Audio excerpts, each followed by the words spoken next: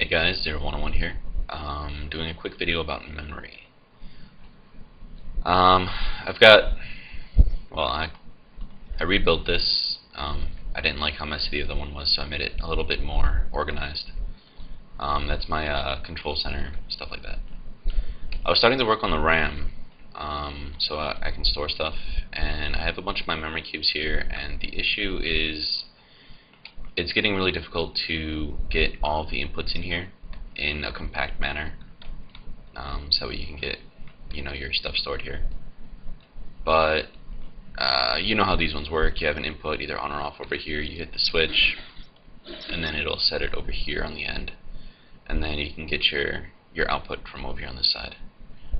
So I've been working on different types of memory. This one right here is a single input, just switches it on and off, but it requires a high input each time to do it. So that one will not work for RAM.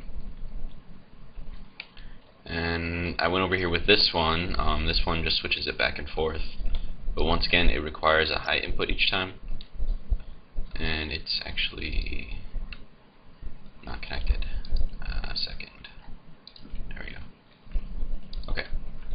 So yeah, and that just switches it between on and off. This is your output right here, and then when this is over here, this goes through over here and comes out right here. But I mean, once again, this requires a high input each time, and that won't work for memory either.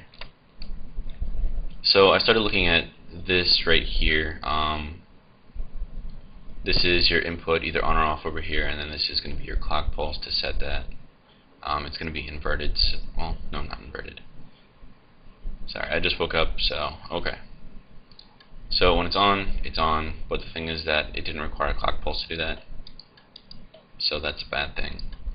So I had to figure out a way to do it so that way it will only do it during the clock pulse. I'm going to place this guy with a button. Alright, now this one is 1 by 2. The reason why it's 1 by 2 is because you need this one block out here in order for it to all work. And your output is right here. So I'll put another, well, now we'll put it on the other side. Okay, so that's our output right there. So now, flipping this on or off, you can see it doesn't do anything. But as soon as you hit the clock pulse, it's not working on this one. Why isn't it working? I don't know. Okay, this one is working. I didn't like that it was too wide, so I made it 1 wide. But the thing is that because there's redstone in here, you can't place them side by side like you can with my memory cubes. Your output is going to be right here. It's right here, but I just put it right there for you can see it.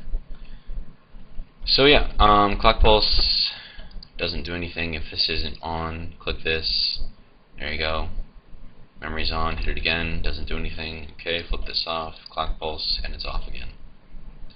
So this is 1 by, but you're still going to need space on either side, so that way the redstone doesn't run into each other and mess everything up. And then I also put another memory cube over here just so you can see the difference in size. So we'll flip this on. You can see the output is off right now. We're going to hit the clock pulse. It turns on. This one has 3 pistons. Well, 4 pistons. There's another one back under here. So these 3 pistons right here will always activate, and then either one of these will activate depending on what the input is over here. So I mean, if you like the sound of pistons, and if you like being able to put everything right next to each other, because apart from the signal right here, there is no redstone, and this has to go all the way through all the memory cubes anyways. This can be placed side by side. So if you like that, if you can use that, then this works pretty well. If you need space, and for my RAM I think I'm going to need space because otherwise it'll be just way too difficult to get everything over here, then this will work. You can see the size. This is 3 blocks shorter than this one right here, and it's just as long. This one is also silent, so if you don't like the sound of pistons, then this one will also work for that. So clock pulse is on the bottom, it goes in through here. Our input is over here on the top. What this right here is, it's just a little AND gate. So if this one is on and this one is on, then this one will be off. Yeah. So yeah, we'll know that one will be on. So you can see it flips on, right? Okay. And then if you do it this way, then it won't flip on. See? So it's just a little AND gate. That's all this is right here. And then over here, if you remember this little idea right here, it's basically the same thing, just vertical. So this being the AND gate, you've got the first input right here, you've got your second input down here. This one will go over here to this torch right here. The torch will drop it down, which will then hit this torch, and then it'll impact this spot right here. So torch is off, off. This torch stays on, this input stays on. Now as soon as this one is triggered, this goes off. This goes off. So then if this is on and this is off, then this one will go over here, hit this, go through here, switch what the input is, and then the output will show what the result is. So it's kind of hard to see. Okay. I don't know if I can get back far enough. Okay. So you see the signal jumped over here onto the bottom, and it just set that line up right there. And we're going to hit this. Now that line will go dark, and then that'll turn on, and then that'll set the input on. Okay, so that one went dark, this one went on, sent this up, turns this one off, this is off, there is no inversion right here, so that leaves this torch on.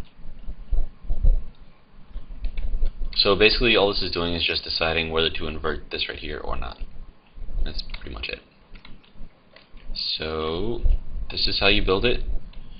Can't really see the button, but over here there's a switch, torch, redstone, button, redstone, repeater, block, redstone, block, or torch, sorry, block, torch, 3 redstone here, and redstone down here.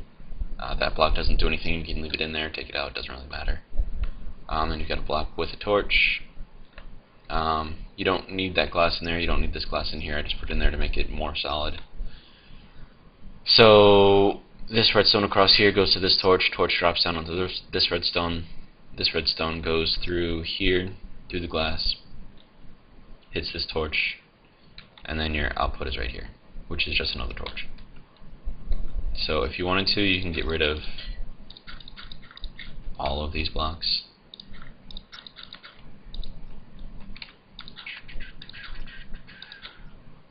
Alright, don't need that one or that one.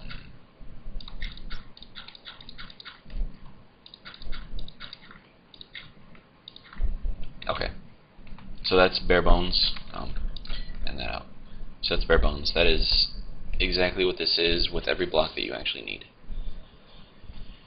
So that's it. I'm going to see if I can make this work for my memory. If not, I'll see if I can make this work. But I think this should do fine. So that was my video. Hope you enjoyed it. I'll make another one pretty soon. Show you if my RAM works or not.